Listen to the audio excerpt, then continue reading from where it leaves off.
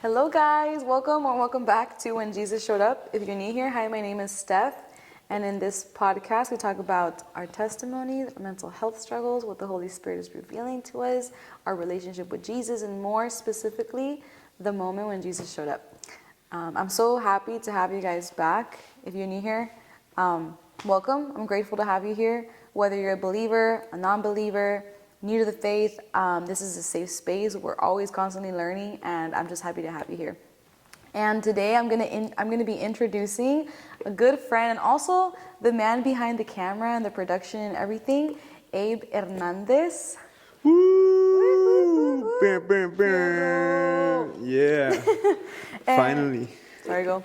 Yeah, finally we get to do this again. We tried doing this before, but unfortunately we had some camera issues. Yeah. But we are here. We're back and we're rolling. We're back in town. Yeah, literally. Yeah. And Abe's going to be sharing a little bit of his testimony. I think it's a really powerful one. Fun fact, actually, Abe and my brother used to be best friends, like, how many years ago? Probably like 10 or something, 12. Which is crazy, because I came across a running club that Abe has created, which involves some of the members from the church. And I just went out of curiosity. I was like, oh, faith-based running club? Perfect. What else could I need, right? So I went, and then we ended up realizing, like, oh, hey, like, I used to go to your house when you were younger because I was best friends with your brother. And now we're, like, on a podcast. It's crazy. God works in mysterious ways, guys, but that's a whole testimony in itself. But yeah. That is kind of crazy. Is it like, I've been meaning to ask you, like, I remember that you guys had a guitar room, or is it completely made up? Guitar room. Like, did you guys have like a upstairs thing? Yeah. Was there like a bunch of Studio? guitars there? Uh-huh. Oh yeah, I remember that. My brother's guitars. Yeah. Yeah. I like remember it, but so like blurry, you know, so Yeah. back in the back of my head. But That's I'm like, crazy. nah, I can't. Like, who's gonna have a guitar room? But Yeah, you it guys was a actually place. had it, right? Yeah, there was a piano Yeah. player, guitars. Yeah, I remember we used to play in your backyard when we were young. That I do remember, because sometimes my brother, my mom, and I would make plans to like play a board game or something. Uh-huh. And then you would go out there with you guys, and I'd be like, what the heck? Yeah. And you guys would be all loud, and Yeah. it's kind of annoying. Yeah, for sure annoying. It's a little Yeah, disturbing. for sure. Yeah, but I do remember But it that. was cool. There's so many things, right? Like from when we were growing up, me and your brother used to hang out in school, and then we would play together and just write songs and write music, and That's crazy. it's been a while. I said 10 years, not realizing I'm 32 already. So it was longer way ago. longer. It Yeah. was like 15 years ago. Yeah. That's crazy. I'm so old. I just turned 32. Hey, Yeah. happy birthday, Abe. Everybody wish him a happy birthday in the comments. My knees started hurting, and nah, I'm kidding. No, but kidding. I'm just so grateful to God that He put you in our lives and that we were able to connect. I love everything that you do, and I really mean it. Like, I love that you're so creative and passionate about everything that you do. Your music, your podcast, just talking about Jesus with strangers and stuff. I think that's really cool, and I commend you for that. But yeah, I'm super excited to be here and finally, get to talk to you now after our trip, right? Yeah. Get to talk about all these cool things. But yeah, so I know you wanted me to share my testimony first. Mm-hmm. And so I'll start with that. So my name is Abe. I am 32. And so 32 years ago I was born. And my father was a pastor, but he had kind of like left pastoring for a while. He left pastoring, and I was born. However, I think from an early age he just kind of bounced from the house. He left when I was 3. And my mom, she was a hard worker. She is still a hard worker. And she's very passionate about the things of God. And so she would take me to church. I was born and raised in church pretty much my whole life. I traveled through different churches in the area just because my mom was a superintendent for the educational system for Assemblies of God. So I had to go to all these churches and listen to their sermons and go through the whole, like, oh, you're new here. Come on, here's a little pamphlet. Here's some cookies. Coffee cup or something. Yeah. So pretty much I realized that there was a little faith crisis going on in my life, and I like to say little because it wasn't little at all. But I went through a faith crisis. I think when I was 16, there were a lot of factors that I guess led to that. One of them being that I took a class of psychology with at UTRGV, well, UTB back then, right? Yeah.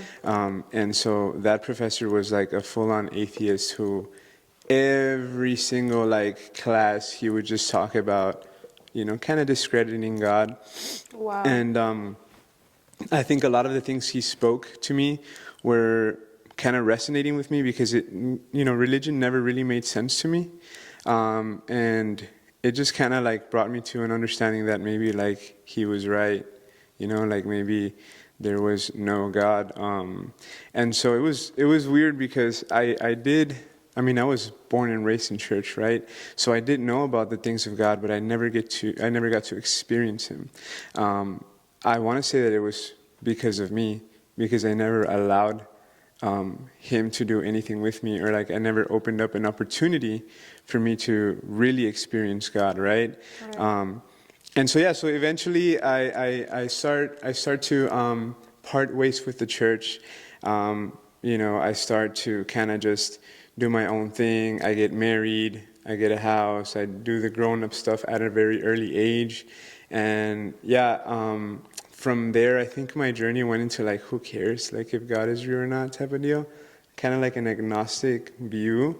However, my mom always kept like arguing with me. She always came to my house to kind of like tell me to go to church and this and that. And you see, the weird part is that I had an understanding that church was fine. Like, yeah, sure, we'll go to church. We went to church a few times. And so I had an understanding that even if like, my views weren't going to change, me and my wife would still be like cool taking our kid to church eventually, right? Yeah. Why? Because it's just what people do. But that encounter wasn't there yet for me, right? And so it didn't happen until 2017. I want to say I got to a point in my life where I was just so like living through the motions. I don't know if you've ever been there, where you're just like waking up, doing the same routine stuff all the time. But for me, it was just like it wasn't fulfilling. There was no purpose.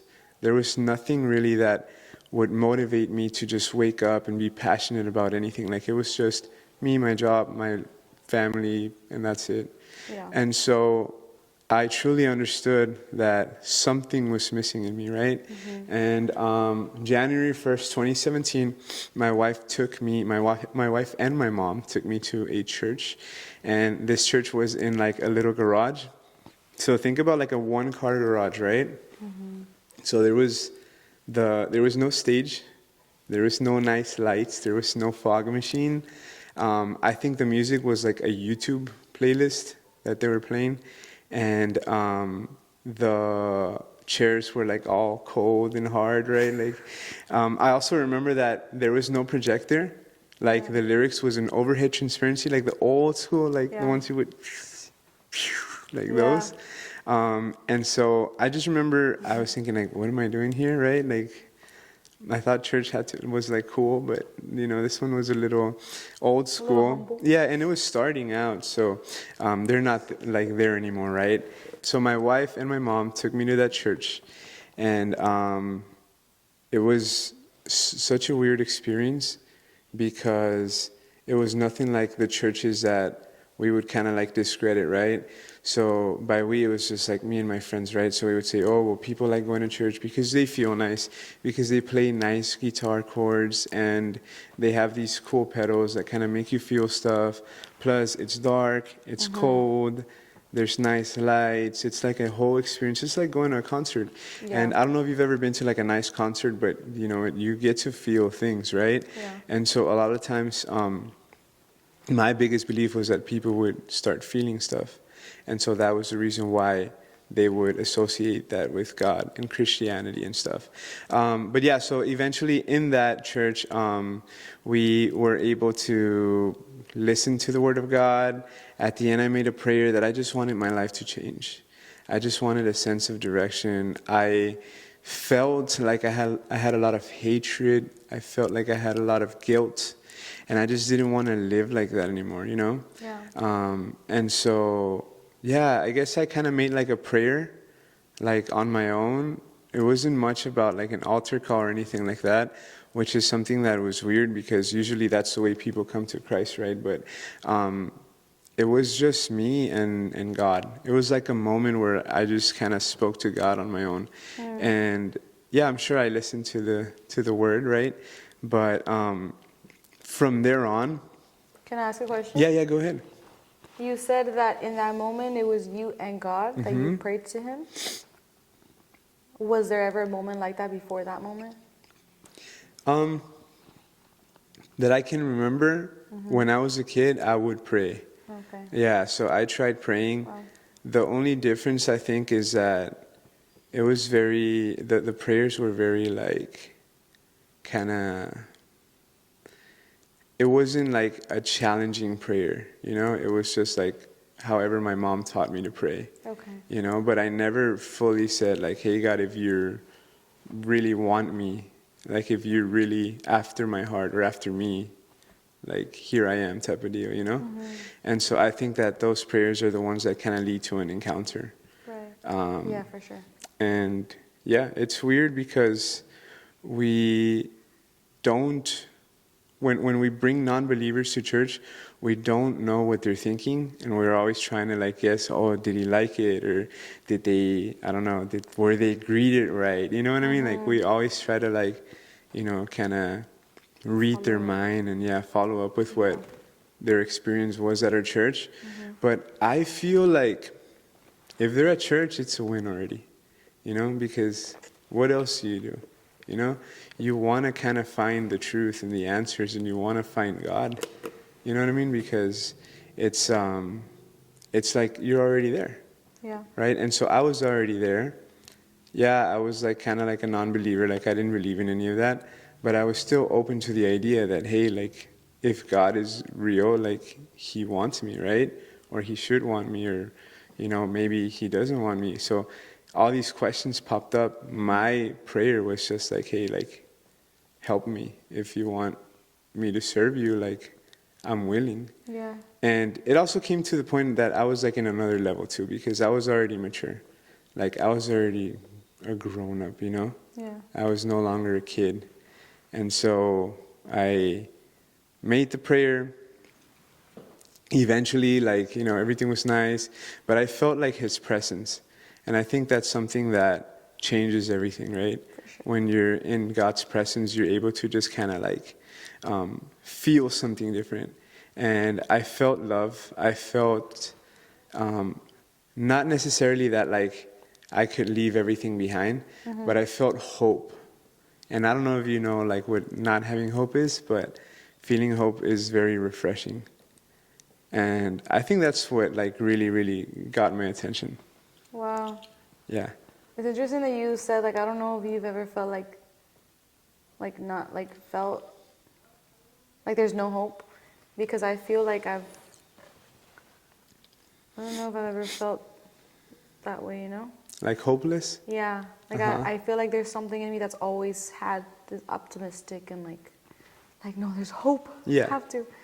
So that I can only imagine like feeling hopeless and then being in the presence of God and being like, wait, actually there's hope. Like that's wow. You know? Yeah. So I think of course like it wasn't like I was in depression or anything like that, but it was more like this is it. Right, yeah. I Like, totally get you. Yeah. And to me, like, I don't know, like you know, I'm very passionate about stuff, right? Right. So just knowing that that was it is like, I don't know, it was kind of like hopeless for me, right? Yeah. Yeah. Wow. Yeah, and then right after that happened, you know, I started serving, I started evangelizing. There was things that I couldn't let go of, like alcohol, things like that, that God was able to just help me, you know, kind of move on, including like friendships. Was it like you just stopped desiring them? Or was it like a struggle? Or was it kind of like I'm going to decide to let this go? I think it was a little bit of everything, because the first one, of course, I had already tried to let go of it, like in the past, but I just couldn't. Like, another day would come, be like, oh, I'll do tomorrow or next week or whatever. But eventually, all these like vices and stuff that I had, they just like I just decided to stop, but also like God gave me the strength to like say no, to like stop chasing after that kind of stuff, right? Yeah. Also, like I felt love for people, which was weird because I was like a very hateful person. I hated people, kind of like, I hate that type of person. I hate it, right? And it's weird because like I love people now. Yeah. So it's very weird, but all of that just kind of pointed to God changing my heart. Wow. Yeah. There was something that you said earlier that you said religion didn't make sense or something like that. Yeah. When did it start making sense? Um, Like what would you say it makes sense now? that's a good question. Right? Because that word in the Yeah, so beginning. what I meant by that is just like there was a lot of things that were taught to me at a very early age that I just couldn't understand. You think it was Right. because of a lack of an encounter? Yeah, but also the lack of like, I guess like I didn't have like the right teachers too, you know? Okay. And I say that because now that I teach like youth, like their questions, like it could be a yes or no answer. However, I don't tell them yes or no. Like we go over what they're asking, why they're asking it, Yeah. who brought that up, is it just like them, you know what I mean? Yeah. And so there's a lot of things that I would ask and I would get an answer. Oh, don't ask that. Like, don't ask. Wow. So that was weird to me. And I get it, like a lot of things we don't need to know, but it's just like, to me, it was just like, oh, well, I'm just curious, like, why can't I ask, you know? But there were so many things, like, it's not just that, like, there were so many things that just didn't make sense. Like, I just didn't know why I had to spend my whole Sunday at church. Or just the fact that sometimes, like, family time's neglected over church, things like that, Right. that wouldn't make sense to me. Yeah, which are all valid. Like, Right. you know. Yeah. And so the whole point of, like, me saying that was just that, not that now it makes sense, but, I understand now. Like, I understand the way things work, right? Yeah. Like, for example, I think I told you this before. Coming to church is a way to evangelize because there's new people that come. And if you kind of don't even, like, say hi to them or welcome them, like, you're kind of not evangelizing. You're, like, not showing what a Christ-like behavior is, right? And so sometimes we overanalyze things, but it's very simple. It's just about loving people, And Wow. since that never made sense to me, like a relationship would have never made sense to me, a relationship with God, That's really good, It was actually. not explained to me Right. like that. Wow. I feel like religion was rules. Same, Anyway, actually. yeah, right? For sure. Yeah. So to sum that up, the reason I say this testimony is so powerful is because Abe's heart was like in a state of atheism, right? Yeah, I would say In a way. I was an atheist for a long time. Right. Yeah, so it probably started like 16, 17. And then I didn't care like by when I was like 20, what was it, like 22, 23? That's whenever. Yeah. Wow. So, yeah. And that was all because you genuinely felt the presence of God and the love of God. Yeah. Right? Yeah, it was encounter. definitely weird because like I told you, that little garage had no reason to like affect my emotions or like influence my emotions or Right. anything like that. And I wasn't based off my emotions either, right? Like I wasn't like, oh, I want to feel something, right? But yeah, it was just like a moment that I had with the Lord that just filled my heart with love and like excitement, And then and then I was thinking like, could this be it? And that question also got me excited. Like, hey, I think this is it. You know? Yeah. And it was weird, but that's the way it worked out for me. I couldn't have, had that encounter in a big church with the black walls and the fog machine, and it had to be there. It's beautiful. Yeah. I think that's so much, I don't want to say much more special, but like, I'm like, wow, it's so special, you know? Yeah. So now Abe and his wife are youth pastors at the church. Yeah. They've been serving for how many years? It's been, almost 10 years. It's been 8 years. Crazy. That's crazy, right? Yeah, almost 10 years serving, and they've been youth pastors for 3 years. We've been youth pastors for 8 years. 8 years. Yeah. But at this church for 3. At this church for 3. Yeah. Yeah. You know what I was thinking? You know how like God went to Thomas and showed him the scars? Mm-hmm. Just because he was like doubting Thomas? Yeah. I feel like that part of like me going to that church specifically was like my scars, Like I had to see it there. Wow, that's good. Yeah, because it wouldn't have worked out anywhere else. Because you would have felt like, oh, this was, you think so? Like you would have I would have been like, oh, I'm being manipulated influenced by, or manipulated. Yeah. yeah, I think so. Wow. So, yeah, but we started serving right off the bat. Romaine was actually the one that got called to serve. They were like, hey, we want you to help out. And I was just like, pues, you do your thing. I'll back you up, right? Yeah. But yeah, eventually it was both of us that started working and, helping out the youth. And we learned a lot because we didn't know anything, right? We just kind of knew what our experience was with like youth and youth group. And so, eventually we just started talking to the youth more and working with different types of youth. And we've been doing it for 8 years. I think this is the biggest youth group that we've been managing. At one point we had like 60, 70 youth. But it's a lot of work. Yeah. Yeah, but it's awesome. Yeah. It's fun. Yeah. And frustrating, but mostly fun. Yeah. Abe and Romaine are incredible youth pastors. They are actually my mentors, so I'm very, very grateful, and I firmly believe that God led me to you guys. Yeah, I believe that Like you guys too. have helped me grow so much.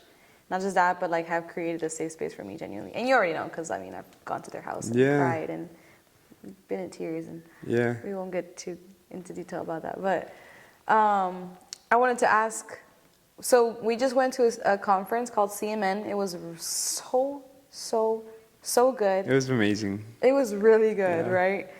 And I wanted to ask, like, for 2 or 3 takeaways, your biggest takeaways from CMN. Okay. So first off, I want to kind of talk about my experience at CMN. So it was my second year going, and the first year I learned a lot about church structure. And sometimes we feel like, it couldn't be that hard to run a church, but there's so many things that go behind the curtains or behind the scenes that, it will make running a Sunday smooth, or running a church smooth, but most importantly, growing in numbers, right? I think it's important to know that the people that are going to your church, like you have like one shot, like for some of them, like that's it, like they're barely going, and if they like it, cool. If they don't like it, they won't come back. Yeah. And so I think there's a lot that goes behind that. So my learning goes there. Like I want to learn that, like how to retain someone, and even in the youth group, like first time youth, when you invite a new youth, how do we make sure that they feel welcomed? Of course, the preaching needs to be good, right, and everything, but just like the whole experience has to be something that they'll like, right? Right. And I get it, because sometimes we're like, well, God's going to reach anybody who lets, God reach them or whatever. But I think experience matters a lot when it comes to the structure of the service, the structure of your church. So what would you say is the priority in reaching that person? As far as when they're here, the follow-up. The follow-up is a priority, because I feel like if they come and they liked it, but then for whatever reason, like we don't follow up with the person, Like, we don't know if they accepted Christ. We don't know if they have a right. You know, like, Right. there's just so much that goes into it. But to me, the most important thing is the follow-up. But yeah, some of the things that I learned about, well, at CMN was that we need to focus not so much on the ministry, but on the people you're leading, right? So that was the first half of the first day that you guys weren't able to make it. Yeah, when you guys were jumping in the lake. Not jumping, falling. Falling in the lake. Post the video here. Yeah. But yeah, so it was great because sometimes we do only focus on like the goal. What are your goals? Where do you want your church? Where do you want, your services to look like?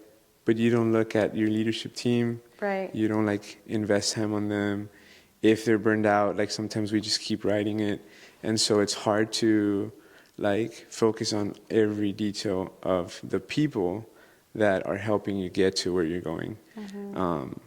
And so, yeah, so that's one of the things that I learned. Another thing, I think it was the whole forgiveness part with Greg Ford. Greg Ford, That guys, was go check like, him out. He is awesome. yeah, like he really like opened my perspective on forgiveness. And yeah, he was really good. And yeah, and I think the third big thing, of course, I learned a lot about behind the scenes stuff, right? But the third big thing is kind of like a reminder that when we ask God for stuff, we have to be detailed about it. Because I forget that, like I say, hey, God, just help me with, I don't know, find somebody that loves to help. But like we don't describe what we really want to God, The real reason why I went back to CMN is because of Mike Santiago. He's like really... So I like marketing, and he's like a genius in marketing for church. Like, for example, let's say you work in kids ministry, right? And there's a family that misses twice. They'll send a postcard to the kid. And they'll like use like superheroes and stuff like that. To get his attention. Like, yeah, like Sunday wasn't Sunday without you or whatever. Aw, wow. Yeah, and so those are the workshops that I got excited about at CMN, but there was just so many. There was just so much. I know you went to like really cool workshops, right? Yeah, I learned a lot about leadership. For sure, Greg Ford, guys. That was such a good sermon. Yeah. I think what stood out about Greg Ford's sermon, which was the quote that he kept using over and over, the phrase was, in order to forgive the unforgivable, you have to be able to see that which you haven't seen. And like the way that I just kind of like interpreted that was generational curse, right? Like in order to forgive the way your parents were with you, or like why such and such person did this to you, or whatever it is, right?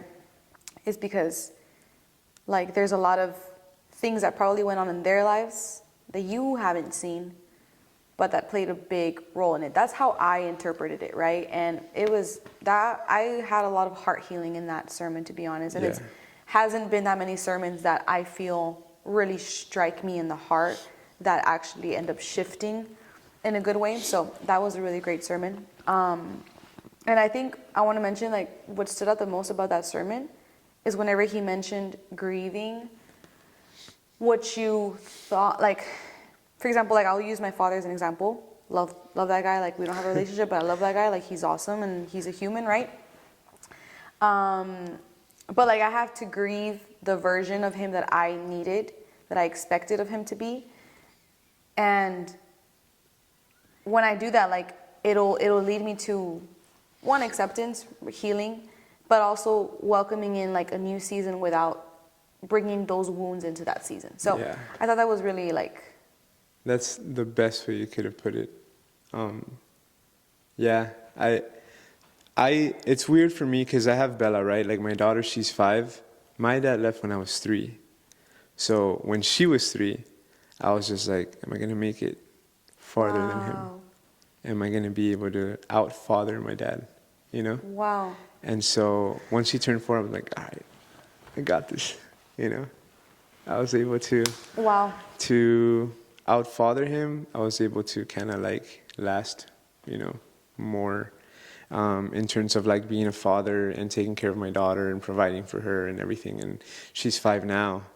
And so to me, it's like, yeah, like now she gets to, see the father experience that I haven't had, Wow. And so, yeah, what you said is so good, because I think that's something that I would have liked to know as a kid, to not take that same thing.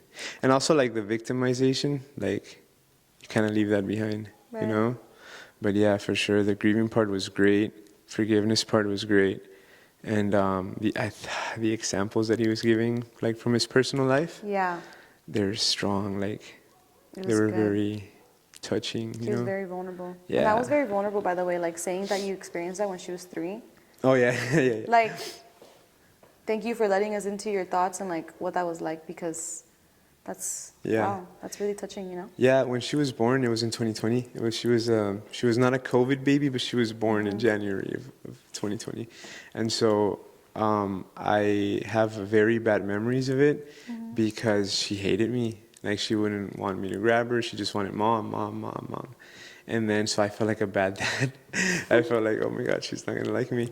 And so yeah, now that she's a little older, pues she loves me, right? Like she likes to fight with me and everything, argue with me. But yeah, it's weird. It's a weird feeling, but definitely like we have to rely on God for all kind of like parenting, because I don't know what it is to like be a dad. For sure. And I didn't know what it was to be a child, like a son of a dad, That's really good. Yeah. I think we mentioned that like last time, but yeah, like I literally had to hear it from God, like, you're my son. You can ask for stuff without feeling like you have to work for it, Yeah. But yeah, CMN Wow, that's has really really like changed a lot of my perspective. Yeah. And just kind of refreshed like a lot of old things that I hadn't, gone through in the past. But yeah, it's important to go to these conferences so that you can always be not just refreshed, but also to grab ideas and stuff like that, especially if you're in leadership. Yeah. Yeah. Dude, that was good. I think we should, in another episode, maybe we should touch more on like the son part and the parenting and the not like trying to parent, but like you never really were fathered. Yeah. And then like how God redeemed that. Yeah. Like that's really, really good. So we could maybe talk about that. And we have to rely on God for that, for sure, because it's not easy. But yeah, we'll definitely talk about that kind of stuff. But yeah, it was great. I had a lot of fun. You didn't run with me, so that kind of sucked. Yeah, I got like 3 hours of sleep the whole trip. I know. Dude, the night that we came back, I slept 12 hours. And I regretted it because I woke up with a really bad headache. But man, I literally slept like I think we went to 3 sleep hours at each 9 night. when we got home. Like, we just Really? went to sleep right away. Oh, I thought it was good 12. Yeah. Guys, thank you so much for watching. Abe, thank you for coming on and being vulnerable. Yeah, of course. Thank you for letting me be in front of the camera this time. Yeah. I'm looking forward to more episodes like this. Me too. Next time we'll go a little bit deeper into like father and like your parenting and all this stuff. I think it'll be a really good episode. Thank you guys for watching. I pray that this blessed you. I will see you guys in the next episode. Bye. Bye.